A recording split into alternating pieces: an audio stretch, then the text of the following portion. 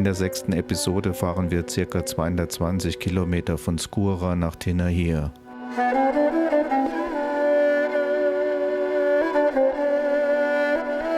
Unser Weg führt uns zunächst zur historischen Kasbah Amridil.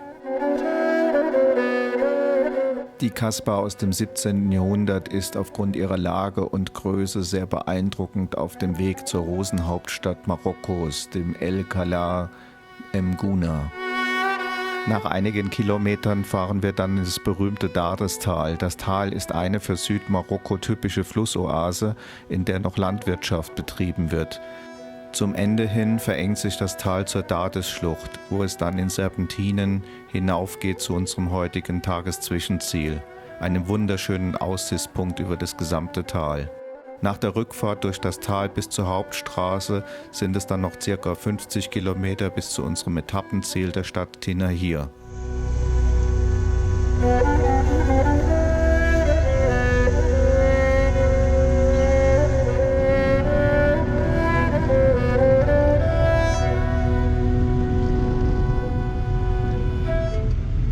Der Fuß von Christine ist nach dem gestrigen Unfall soweit okay und wir können pünktlich nach dem Frühstück starten und die ersten Kilometer auf der Piste nach Skura zurücklegen.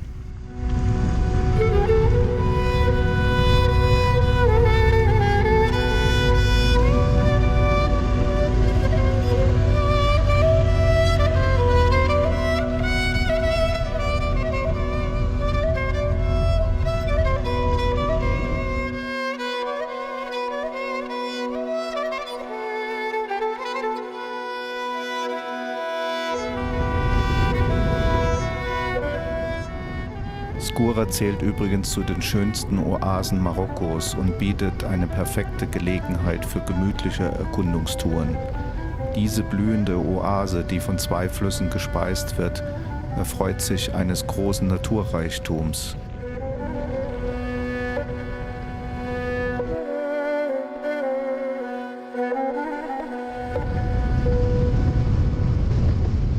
Die beeindruckende Kasbah Amridil, eine Zitadelle aus dem 17. Jahrhundert, ist eine der Hauptattraktionen dieser saftgrünen Region und ziert die Geldscheine der Landeswährung.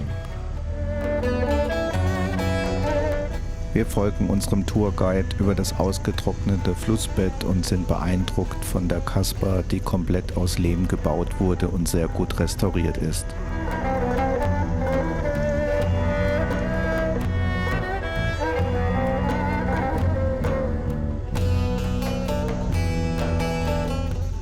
Wir sind die einzigen Touristen und werden kurz Rast machen, um uns die Kasbah von innen anzuschauen.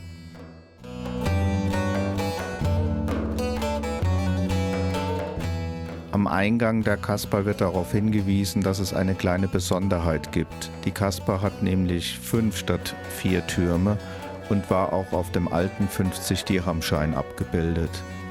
Wir schlendern durch einige Räumlichkeiten und gewinnen dadurch auch ohne Führer einen sehr guten Eindruck, wie die Berber früher gelebt haben.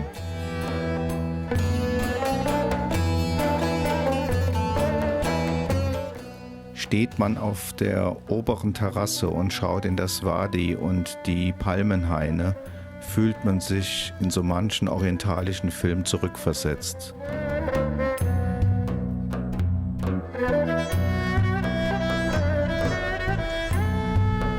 Wir fahren weiter in die marokkanische Rosenhauptstadt El-Kala M'Guna. Die Hauptstadt ist bekannt dafür, dass jährlich Anfang Mai ein großes Rosenfestival stattfindet. Wir haben diesmal keinen Blick auf Rosen, die auch schon verwelkt sind, sondern wir haben den Blick auf den Geldautomaten, denn wir müssen mal wieder etwas nachtanken. Während die anderen noch beim Tanken sind, könnte ich schon wieder ein frisch gebackenes Fladenbrot essen.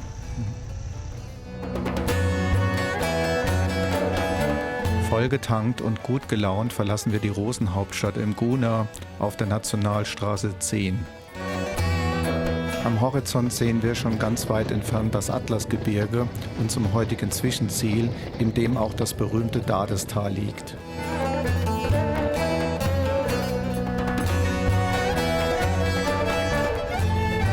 Auf dem Weg dorthin entlang der N10 fahren wir durch kleinere Dörfer und Städte mit sehr imposanten Bauwerken.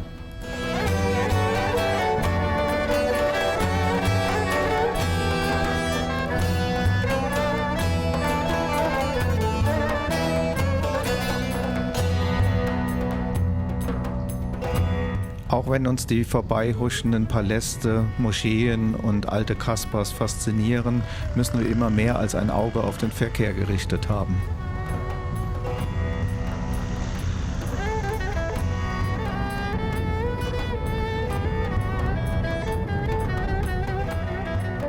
Wir biegen nun von der weiter nach Osten gehenden N10 ab Richtung Norden in das wunderschöne Dadestal. Unser Urlaubshighlight der gesamten Marokko-Tour wird sicherlich die Dades-Schlucht am Ende des Dadestals sein. Eine Fahrt durch diesen Canyon ist ein ganz besonderes Erlebnis und richtig abenteuerlich.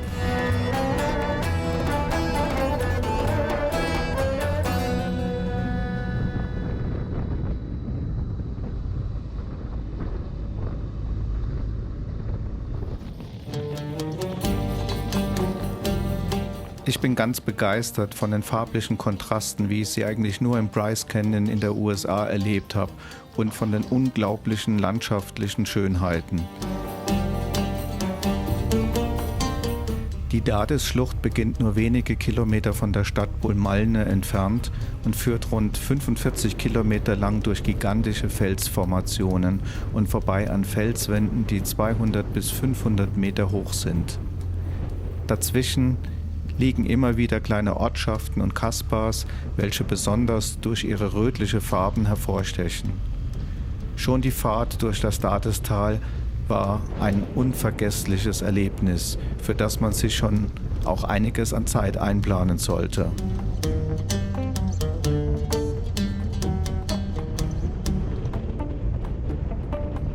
Wir kommen an zahlreichen Berberdörfern vorbei. Und es warten viele schöne Aussichtspunkte, die wir uns merken, weil wir sie erst auf dem Rückweg aus der Dades-Schlucht besuchen werden. Zunächst wollen wir weiter Richtung Serpentinenstraße.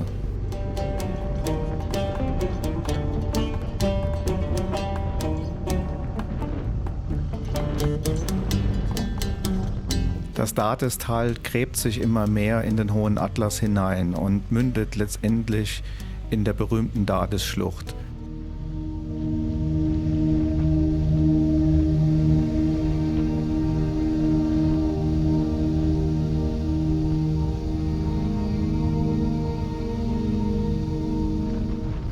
Wie ich es bereits schon mehrfach erwähnt habe, gehört das Dadestal zu den schönsten Landschaften Marokkos. Der Dades hat hier mit seinem Wasser sich ganz tief in das Atlasgebirge hineingegraben und damit auch die Lebensader für zahlreiche Oasen, in denen die Berber im Laufe der Jahrhunderte auch viele Kasbahs errichtet haben, geschaffen.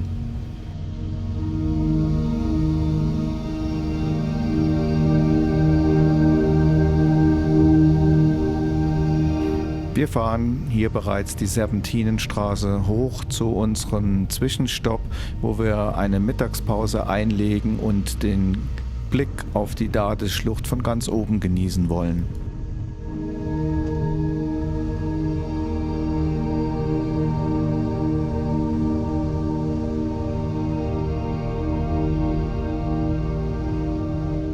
Wir genießen bei fast gar keinem Verkehr die Auffahrt hoch zum Hotel, unserem Aussichtspunkt in die Dades-Schlucht.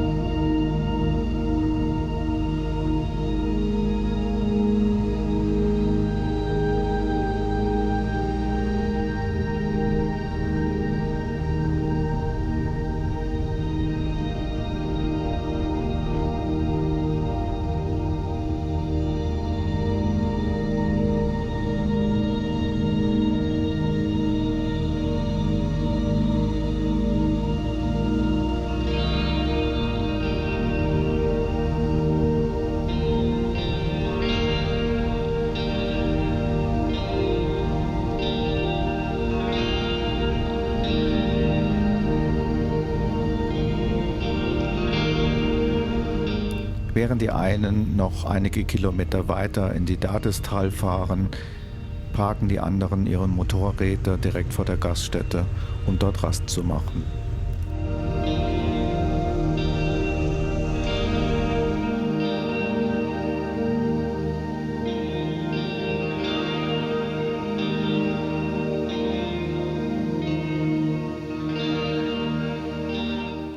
Wir genießen hier bei Kilometer 26 den Ausblick auf die Dadesschlucht. Das Dadestal geht noch ca. 20 Kilometer weiter.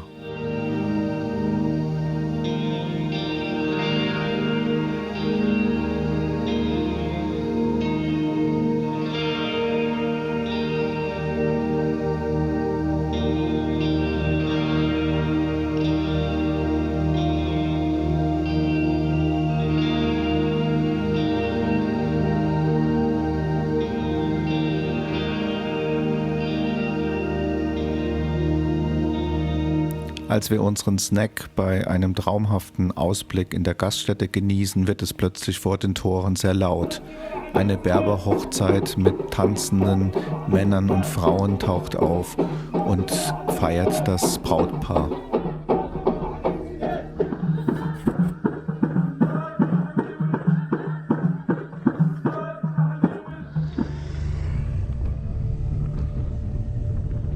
Nach einem kleinen Mittagssnack schwingen wir uns auf das Motorrad und fahren das Dadestal wieder Richtung Süden, in Richtung Bulmallen-Dades und weiter nach Tinahir.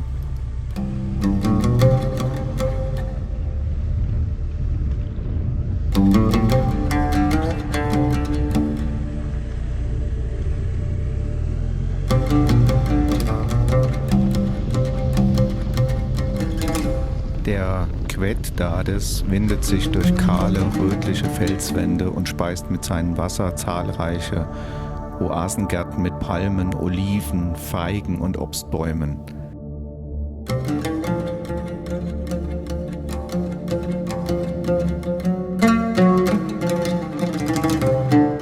Verfallene Kasbahs bieten uns hervorragende Fotomotive.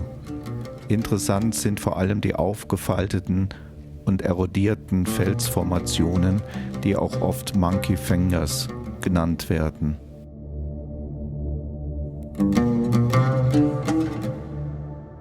Einer Legende nach sind die Felsnadeln eine versteinernde Hochzeitsgesellschaft, denen ihr Gott zürnte und sie zu Stein werden ließ. Ich denke zurück an die Berberhochzeit von heute Mittag. Die wissenschaftliche Bezeichnung für diese Erosion ehemaliger Flussgesteine nennt sich aber Wollsackverwitterung.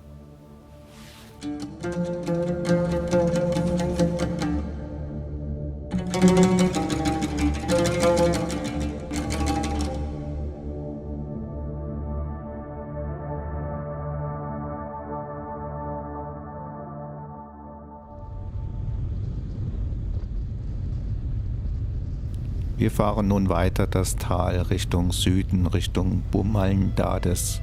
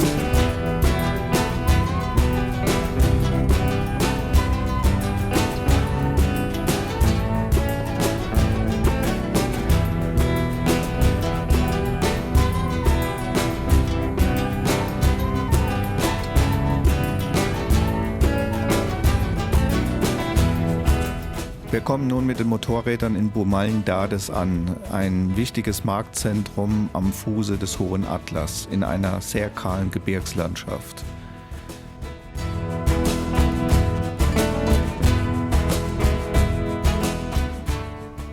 Lebensader ist natürlich die Dades und die bildet dort kleinere Oasen, wo Mandeln, Feigen, Aprikosen und Pfirsiche angebaut werden. Die Altstadt mit Häusern aus Lehm ist leider stark verfallen und wird sukzessive durch Neubauten ersetzt. Eine um 1925 errichtete Kasbah des Berberfürsten Tami el-Glaoui überragt den Ort.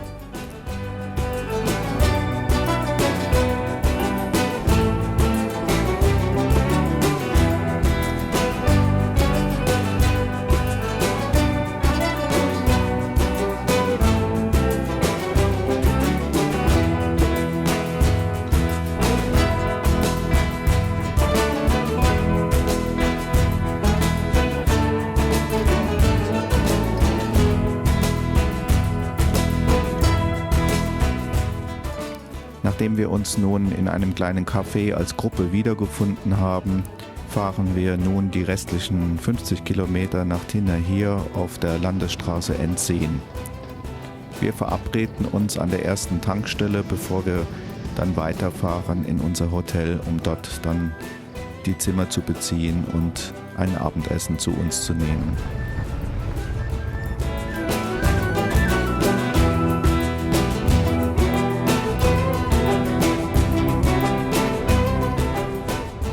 Die Stadt Tinahir ist eine Oasenstadt im Süden Marokkos in der Region Souma Sadra. Die Stadt hat etwa 35.000 Einwohner und die meisten davon sind Angehörige verschiedener Berberstämme.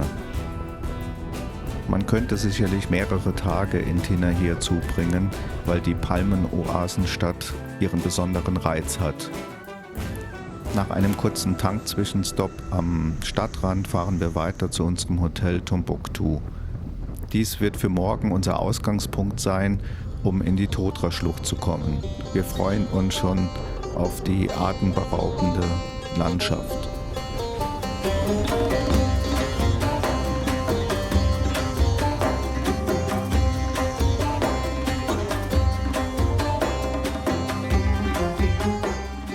Wir sind die einzigen Gäste des Hotels und dürfen unsere Motorräder sicher in der Tiefgarage abstellen, beziehen die Zimmer und genießen ein wunderbares Abendessen.